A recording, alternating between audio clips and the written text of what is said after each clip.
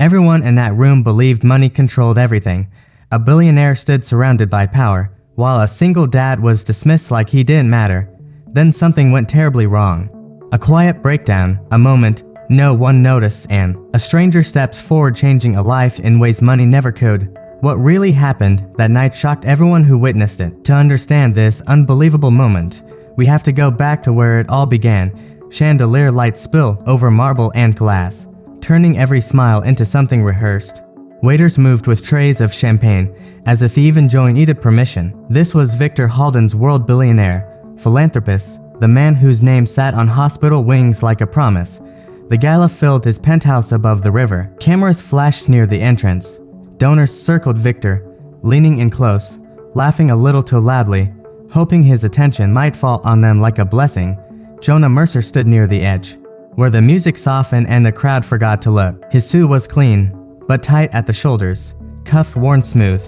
His shoes were shine, yet still scuffed the marks of a life that stretched every dollar. He was here because his son's school program needed funding, and someone had told him, "Show up.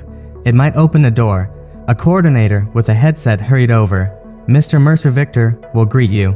Quick handshake, quick photo. Jonah drew a breath and walked forward. Victor turned mid-conversation, eyes sharp and distant. Jonah extended his hand. Victor glanced at it like it was an inconvenience.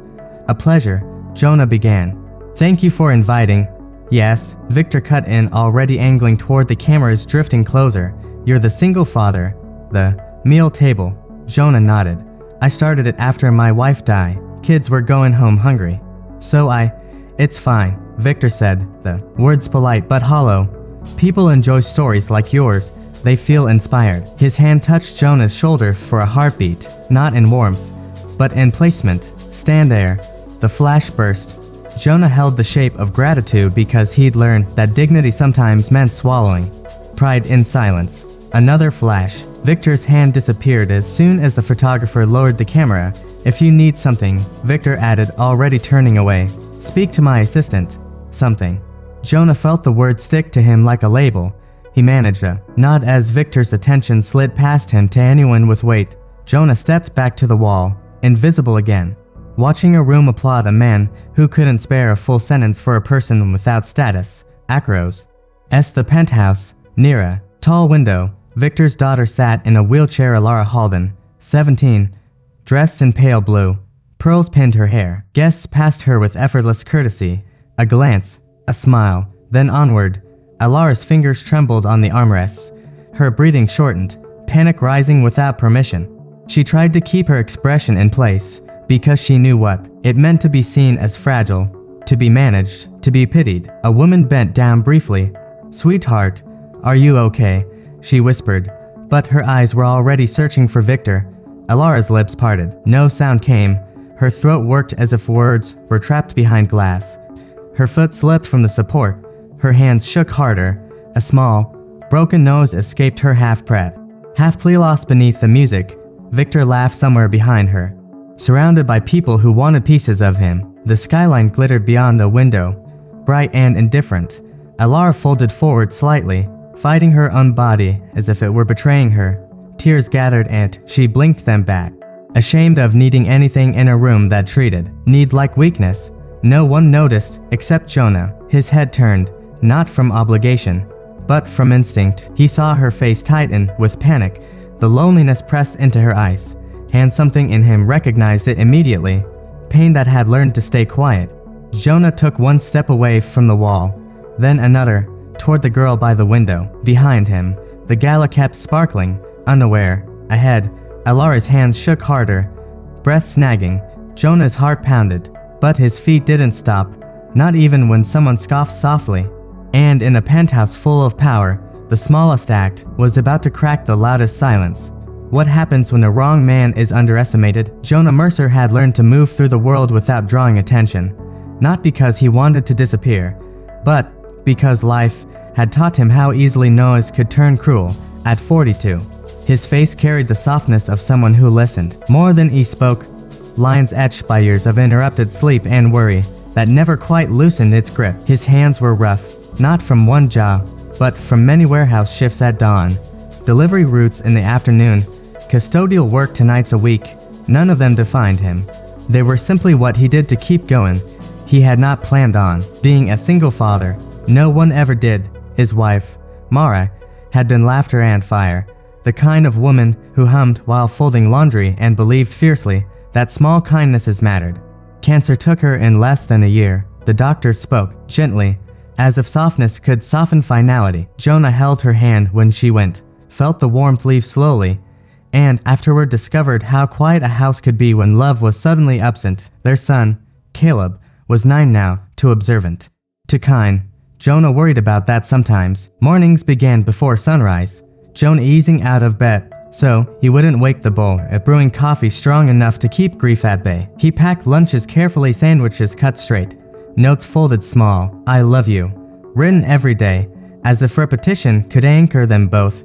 Caleb waited by the door each morning, backpack too big for his shoulders. Jonah knelt to straighten it, always kneeling so they were eye level. Be patient, he'd say softly. Not everyone knows how to be kind. Caleb nodded, absorbing lessons Jonah never meant to teach, but couldn't help passing on. Loss had shaped Jonah quietly. It made him attentive to small things, a tremor in a voice, the way someone's shoulders collapsed when they thought no one was looking. He noticed hunger because he had felt it. The kind that came not just from empty cupboards, but from empty arms. When he started the community meal table, it wasn't out of ambition. He had simply watched too many children pretend they weren't hungry after school, folding tables, donated food. One warm meal, it felt like something Mara would have done. He never advertised it, never put his name on flyers. Praise embarrassed him. He believed that help should arrive without ceremony, like light through a window. Exhaustion followed him everywhere, a constant ache behind his eyes. There were nights he fell asleep sitting up, bills spread on the table, calculations unfinished.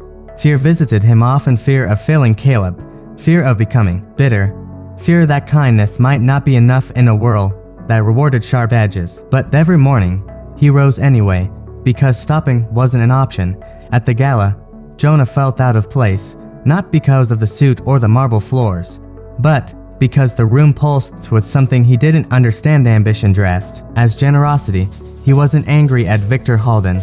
Anger took energy Jonah didn't have. What stung was the familiarity of being dismissed, the reminder that worth was often measured in numbers instead of heartbeats. Still, Jonah didn't carry resentment. He carried patience. He had learned that gentleness was not weakness, that it took strength to remain open after loss had tried to close you. His moral compass was quiet but unwavering, pointing him toward people rather than power, toward listening instead of speaking. As he stood near the wall, invisible to most, his thoughts drifted briefly to Caleb, home with a neighbor, probably building something crooked and proud. Jonah smiled faintly. He had nothing to offer a room like this except what he always carried: time, attention, and a heart that refused to harden. And that, though no one here knew it yet, was exactly what was needed next. The penthouse rose above the city like a sealed world, detached from weather, noise, and consequence. Floor-to-ceiling windows wrapped a room in glass, holding the skyline at a careful distance, as if even the view had been curated to obey.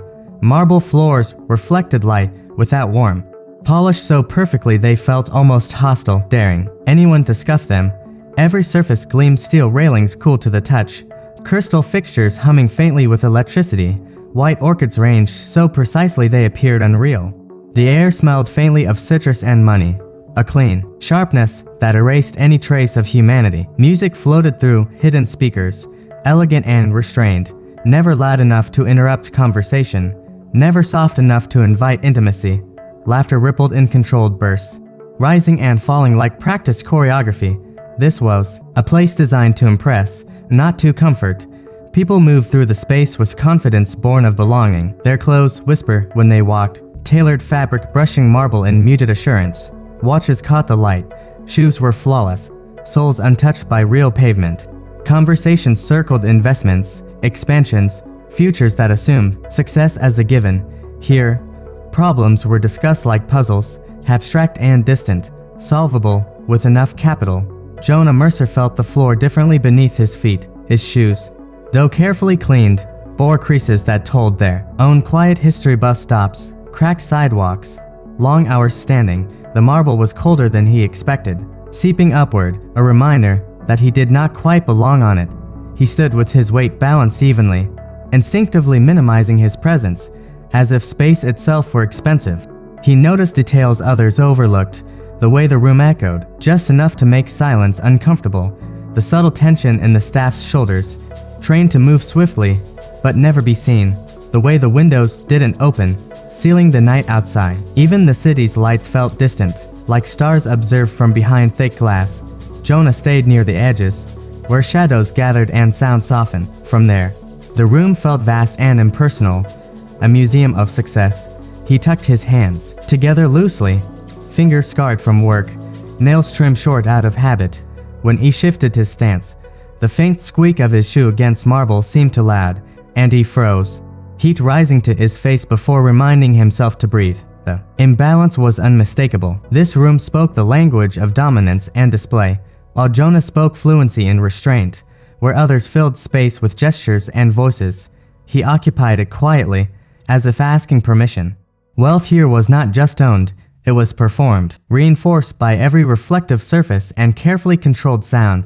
Near the center, Victor Halden moved like gravity itself, people orbiting him without realizing. The room bent subtly around his presence, attentive, expectant. Near the window, his daughter sat almost unnoticed, pale against the glass, her wheelchair blending into the decor as though she were another object arranged for balance. Jonah's gaze drifted between them, between power and isolation, between polish and pain. The contrast pressed against his chest, heavy and unsettling. In a room built to intimidate, kindness felt like an intrusion, and as the city glittered beyond the glass, Jonah shifted his shoes on the marble once more, unaware this space was about to witness something it could neither buy nor control. Victor Halden had built his empire on certainty. Numbers obeyed him. Markets bent when something failed. He replaced it, refined it, or crushed it beneath better strategy. Control was not just his skill, it was his refuge. The world made sense when he held the reins tightly enough. From the center of the penthouse, Victor surveyed the gala like a general reviewing troops. His posture was impeccable, shoulders squared, jaw set with the confidence of a man accustomed to being deferred to. People laughed when he laughed, nodded when he paused, leaned in as if proximity itself carried value. He spoke in measured tones, never wasting words, always directing conversations toward outcomes, commitments, leverage. Even generosity, when it came from him, felt transactional, carefully structured, optimized, announced. Fatherhood had not softened him. If anything, it had sharpened his need for order. Alara was his one variable, his unsolved equation. He loved his daughter fiercely, but love, to Victor, meant protection. And protection meant control. From the moment doctors explained her condition in clipped, cautious language, he had gone to war. He bought the best specialists, the newest technology, therapies flown in from countries whose names he barely remembered. He built wings on hospitals, endowed research chairs, funded trials that carried his name. Every solution that could be purchased, he purchased, and yet Alara remained. She was 17 now, her body delicate, unpredictable, her emotions prone to storms that no machine could regulate. Victor ensured she was never alone, yet she was rarely engaged. Aides hovered. Nurses adjusted straps and cushions. Well-meaning strangers spoke to her slowly, loudly. As if volume equaled understanding, conversations flowed around her instead of through her. Victor watched all of it with quiet frustration. He hated the way people pitied her. He hated the looks that lingered too long, the pauses that stretched awkwardly. To him, Alara's condition was a problem to be managed discreetly. Efficiently, he positioned her near windows, near exits, away from crowds that might overwhelm her. He told himself this was kindness. Alara told herself it was erasure. Her world had shrunk to routines and supervision. Every movement required approval, every feeling observed and corrected. When panic rose, it was treated like a malfunction. When she grew overwhelmed, hands appeared to steady her, voices to soothe her, but no one asked why she felt the way she did. No one waited long enough to listen. Tonight, she felt the familiar tightening begin in her chest, the music, the lights, the press of unfamiliar energy. It all piled up too quickly. She tried to ground herself, focusing on the city lights beyond the glass, counting breaths like her therapist had taught her. Inhale, hold, exhale. It wasn't enough. Her hands began to shake. She pressed them against the armrests, embarrassed by the loss of control. Her breath shortened, catching high in her throat. She wanted to call out, but her voice felt trapped, tangled in fear and self-consciousness. She hated moments like this, hated being seen as weak, hated that her body betrayed her in public. A server passed, eyes flicking toward her before darting away. A donor's wife paused, offered a sympathetic smile, then moved on, discomfort outweighing concern. Someone whispered to an aide, who checked her watch and nodded, as if scheduling the problem for later. Victor was across the room, deep in conversation about a merger. He glanced toward Alara briefly, assessing, then returned to his discussion. She was safe, managed. That was enough. It wasn't. Alara leaned forward slightly, breath hitching, tears blurring the city lights into streaks. Her foot slipped from its support. The movement startled her, panic spiking sharper now. A small sound escaped her, broken and involuntary. She squeezed her eyes shut, humiliated. She did not want attention like this. She wanted understanding, but she had learned not to expect it. Jonah Mercer saw her before anyone else truly did, from the edge of the room. He noticed the subtle signs others missed: the way her shoulders drew inward, the shallow rhythm of her breathing, the tension locked in her hands. It was the same look he'd seen in Kayla when the beau tried not to cry in crowded places, the same look he'd seen in parents at his meal table pretending hunger didn't hurt. Jonah's chest tightened. He recognized the quiet panic of someone drowning silently, all surrounded by people. He watched how the room adjusted itself to avoid her discomfort rather than address it, how kindness stopped short of inconvenience. He saw that Alara was not fragile in the way they assumed. She was overwhelmed, unseen, treated like a problem instead of a person. Victor's wealth had built walls around her. Jonah realized soft walls, padded walls, but walls all the same. They protected her from danger, yet also from connection. Jonah hesitated. He understood boundaries. He understood how men like Victor guarded their worlds. He was acutely aware of his shoes on the marble, of his place in this hierarchy. But he also knew what happened when no one intervened, when suffering was ignored because it was inconvenient or misunderstood. Alara's breath hitched again, sharper now. Her fingers clawed briefly at the fabric of her dress, then stilled, as if she were ashamed of the movement. Jonah made his decision quietly, without drama. Compassion did not announce itself. He stepped forward, not as a savior, not as a challenger, but simply as a man who refused to look away, and in doing so, he crossed an invisible line between power and humanity, between control and care, one that Victor Halden had never noticed was there at all. Alara's breath fractured into shallow pulls that scraped her chest raw. The room pressed closer, light sharpening, music thinning into a needle that pierced her ears. She tried to steady herself the way she'd been taught, counting the seconds, naming the colors, focusing on the cool glass at her fingertips. But the panic rose anyway, stubborn and humiliating. She hated that it always chose moments like this, hated that her body betrayed her when she needed it most. Faces blurred past her vision, smiles flickered and vanished. A hand hovered, then withdrew. Someone murmured something gentle without, waiting for an answer. Alara felt like an exhibit behind glass, observed, discussed, never touched where it mattered. Her jaw trembled as she fought the urge to cry. Crying made people uncomfortable. Crying made them hurry her away. Her thoughts tangled. Why can't I just be normal? The question burned, old and cruel. She pressed her palms into the armrests, nails biting skin, grounding herself in pain, because pain, at least, obeyed. She wished her father would come, not to fix her, not to move her, just to sit and listen. But Victor was busy being powerful, and she had learned long ago not to interrupt power. A sound escaped her throat, small, broken. She froze, mortified. Heat flooded her face. She imagined the whispers, the pity, the silent calculations of inconvenience. She felt 12 again, then 8, then smaller still, shrinking beneath expectations she could never meet. The city lights smeared into tears she refused to let fall. Jonah watched her crumble and felt a familiar ache open in his chest. The memory came uninvited. A hospital hallway that smelled like antiseptic and endings. The beep of machines that refused to keep time with hope. Mara's hand in his, cooling. The moment he realized no amount of pleading would change the outcome, he remembered how people spoke to him then, careful, distant, already moving on.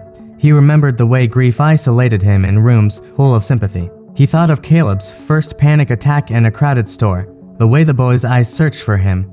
Terrified and ashamed, Jonah had knelt there on the linoleum, ignoring stares, whispering steadily until the world slowed again. He hadn't fixed anything, he'd simply stayed.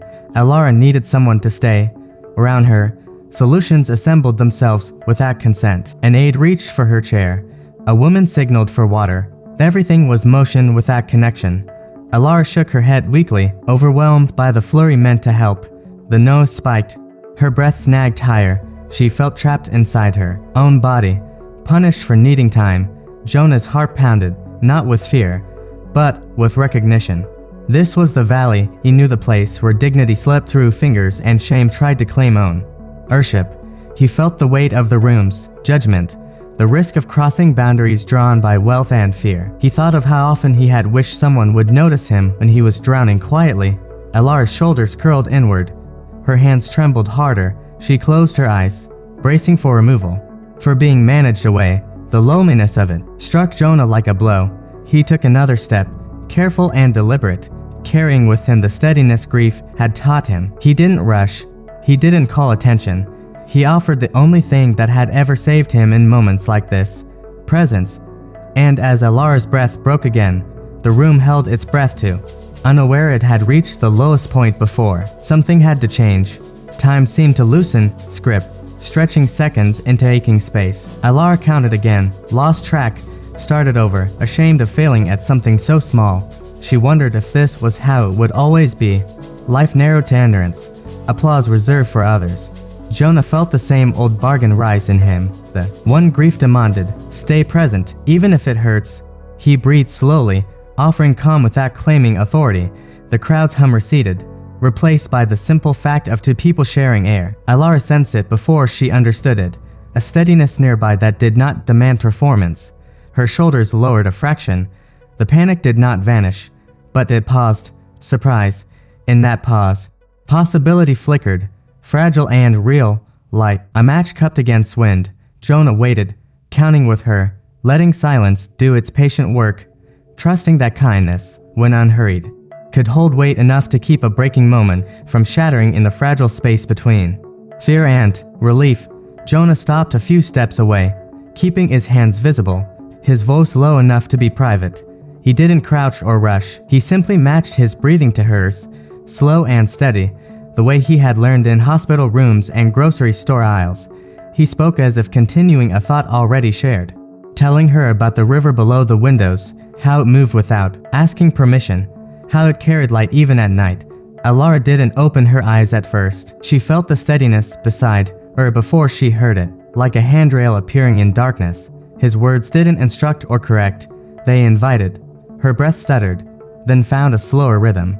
Drawn toward his calm the way frightened animals leaned toward warmth, Jonah told her a story he used with his son, about a lighthouse that blinked one light at a time because shining all at once scared the ships. He counted softly, not commanding, just offering numbers like stepping stones. 1. The glass cool. 2. The floor solid. 3. The music fading. Across the room, conversation slowed. Someone laughed too loudly, then stopped. Victor turned, irritation ready, and saw his daughter leaning toward a stranger who looked entirely out of place. The sight unsettled him. Alara's shoulders, usually rigid, lowered another inch, her hands unclenched.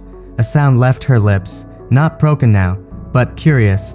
Jonah noticed the change and waited. Waiting had been his greatest teacher. He resisted the urge to fix, to celebrate, to rush the moment forward. He let silence widen, letting Alara decide the pace. She opened her eyes and met his. He smiled, small and ordinary, the kind that asked nothing. Alara lifted her hand, tentative, and copied his breathing. For the first time that evening, she spoke without being prompted.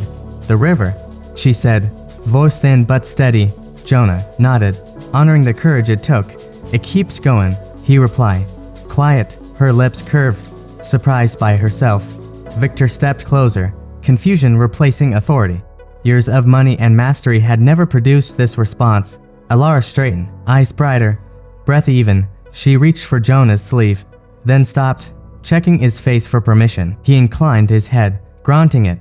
Her fingers closed lightly, grounding herself through contact that wasn't corrective or rushed. A murmur rippled through the crowd. Phones lowered. The room seemed to tilt, recalibrating.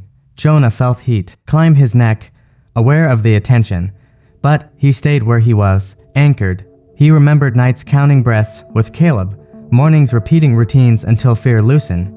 He remembered learning that trust grew from consistency, not force. Alara squeezed once, a question.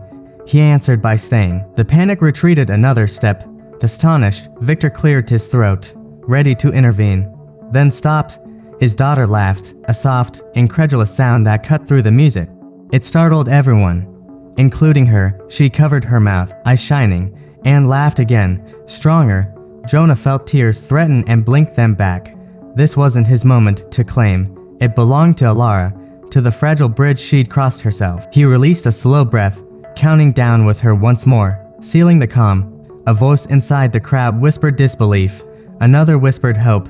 The gala's sheen cracked, revealing something raw and human beneath. If you believe real miracles don't come from money, keep watching. Alara's breathing settled into an easy rhythm. She released Jonah's sleeve and smoothed her dress. Composure returning without instruction, she glanced toward her father. Then back to Jonah, as if comparing worlds. Joan offered a nod. Nothing more. Trusting her strength, Victor felt a strange hollowness where certainty lived. He had funded cures, commanded teams, enforced plans. Yet this man had done none of that. He had simply listened. The realization settled Victor more than any market swing ever had. Jonah sensed the scrutiny and resisted shrinking. He stood as he always did, present and unassuming, letting the outcome belong to others. Alara rolled her shoulders back, testing the calm, and smiled at the window. The city lights steadied into focus. The music softened, respectful now. People watched, unsure whether to applaud or breathe. Jonah counted one last time under his breath, a habit of care, and felt the room exhale with him. Alara spoke again, louder this time, asking Jonah his name. He told her, and she repeated it, savoring the sound, as if names matter when spoken kindly. A few guests smiled, unsure why they felt changed. Jonah answered a simple question about the river, about how it forgives stones by moving. Around them, Alara listened, intent. The fear now a memory. Victor watched, silent, realizing control had finally loosened its grip. The turning was complete, though no one announced it. A man with nothing had given space. A girl long managed had found agency. And the room, stunned, waited for what such a quiet miracle might demand next. Joan eased back half a step, careful not to break the spell. Trusting Alara to carry it forward, she did. Lifting her chin and meeting her father's eyes without apology, something ancient shifted between them. The crowd resumed its breath, softer now, chastened. Victor said nothing, which was its own surrender. Jonah felt the weight lift, replaced by gratitude that needed no applause, only continuity. He turned slightly, giving Alara the room she'd claimed, ready to leave when asked. The miracle lingered not in spectacle, but in the steady quiet that followed. In that quiet, Jonah understood something he'd always known. Patience changes outcomes. He stayed, counted once more, and let the moment breathe. The room held, and a future quietly rearranged itself around a girl who had finally been seen by everyone present there. Victor Halden stood very still, as if movement might fracture the fragile alignment he was witnessing. The room no longer revolved around him. It revolved around his daughter, upright and breathing easily, her attention fixed on a man who had offered nothing Victor could quantify. The realization struck with quiet force. All his money, all his influence, had failed to do what humility had accomplished in minutes. He approached slowly, dismissing aides with a raised finger. The crowd parted, uncertain whether to witness a reprimand or a revelation. Victor stopped beside Jonah, his voice measured, controlled. "What did you do?" he asked, not accusing, simply baffled. Jonah met his gaze without challenge. "I stayed," he said, "and I listened." The simplicity landed like a verdict. Victor glanced at Alara, who nodded once, firmly. "He didn't make it stop," she said. "He waited with me." Victor's throat tightened. He remembered the plans, the schedules, the experts, the urgency he imposed because he could not bear helplessness. He had mistaken action for care. The room listened, holding its breath as the truth settled. I thought protecting you meant managing everything, Victor said to Alara. Quieter now. I thought control was love. He looked back to Jonah. I was wrong. A murmur rippled through the guests. This was not the confrontation they expected. Victor straightened, the weight of the room returning to him, but altered. Mr. Mercer, he said, voice carrying. I dismissed you earlier. That was a failure of character, not judgment. Jonah shifted, uncomfortable with the spotlight. No apology needed, he said gently. Your daughter did the hard part. Victor nodded, accepting the redirection. She did. He agreed. He knelt to Alara's level, an unfamiliar posture. I'm listening, he said, and meant it. Alara spoke about the nose, the pace, the feeling of being handled instead of heard. Her voice trembled but held. Victor listened without interruption, the way he'd never managed to before. When she finished, he exhaled, humbled. I can't buy patience, he said softly, but I can learn it. The justice came without punishment. No raised voices, no public shaming, just a man accustomed to power surrendering it where it no longer served. Victor turned back to Jonah. You came here seeking help for a school, he said. You'll have it. Quietly, no cameras. Jonah hesitated, then nodded. Thank you, he said. Gratitude steady, not grasping. Use it to listen to. Victor smiled faintly, accepting the condition. He addressed the room. Tonight isn't about me, he said. It's about remembering what we overlooked. The applause that followed was softer, sincere. Alara reached for Jonah's hand once more, then released it. Sitting taller in her space, Victor watched her with new eyes, resolving to follow rather than lead for once. As conversations resumed, they carried a different tone. Power had been recalibrated. Jonah stepped back to the edge, content to disappear again, knowing something essential had been set right. Victor lingered, watching the man he had underestimated blend into the shadows. Justice had been served without spectacle, and in its place, truth had taken root, patient and enduring, promising a future shaped less by control and more by care. Alara asked if she could try something. The question surprised everyone, including herself. Her voice was steadier now, fretted with cautious hope. Victor stiffened, instinct rising to intervene, then stopped. He nodded once and moved his hands away from the chair, deliberately, as if stepping back from a ledge. The room quieted. Alara placed her palms on the armrests and leaned forward. It was not dramatic. There was no music swelling, no collective gasp, just effort real and unpolished. Her breath deepened, slow and purposeful. The way Jonah had shown her, she shifted her weight, testing gravity like an old acquaintance. Jonah watched from a respectful distance, heart pounding, refusing to guide. This had to be hers. Alara's feet found the floor. Her knees trembled. A nurse instinctively moved forward, then froze when Victor lifted a hand, his eyes never leaving his daughter. Alara straightened inch by inch, the room holding still, as if afraid sound might undo her. She stood, not fully, not perfectly, but undeniably upright, supported by her own will. Her face crumpled with disbelief, then broke open into laughter, soft at first, then brighter, freer than anything the room had heard all evening. It wasn't the laughter of performance. It was the laughter of recognition, of a body answering. Trust. Tears slid down Victor's face before he noticed them. He didn't wipe them away. He watched his daughter laugh, really laugh, and understood that this was the moment he would remember when everything else faded. Alara eased back into her chair, breathless and radiant. She looked for Jonah and found him exactly where she'd left him, present, unassuming. I did it, she said, not seeking approval, just sharing truth. You did, Jonah replied, pride warm but restrained. You took your time. Victor crossed the space between them and stopped in front of Jonah. He removed his watch, a heavy thing that marked hours by value, and held it out. Please, he said, as thanks. Jonah glanced at the watch, then back to Alara. He shook his head gently. I don't need anything, he said, just keep listening to her. Victor's hand trembled as he lowered it. He nodded, understanding the exchange for what it was, a boundary, a lesson. Then let me do one thing, he said. Let me help your table feed more children. Jonah considered, then agreed. Quietly, he said again. Victor smiled. Quietly, Alara reached out and took Jonah's hand, this time without hesitation. The gesture was simple, human, unguarded. Cameras stayed lowered. No one dared interrupt. She squeezed once, a promise sealed, not by wealth or applause, but by shared breath and trust. The miracle did not linger in the standing or the laughter. It lived in the connection, unmistakable and lasting, etched into every heart that witnessed it. Impossible to forget. The gala ended without fanfare. Guests drifted out more quietly than they had arrived. Voices lowered, steps slower, as if something sacred had passed through the room and asked not to be disturbed. The penthouse felt different now, less pristine, more human. The city beyond the glass looked closer, warmer, no longer just a backdrop to ambition. Victor stayed behind with Elara. He didn't rush her. For the first time in years, there was no schedule pressing in, no aid reminding him of time. He listened as she spoke about the river, about the counting, about how it felt to be weighted with instead of handled. Victor nodded, absorbing every word, aware of how much he had missed by trying to manage love instead of practice it.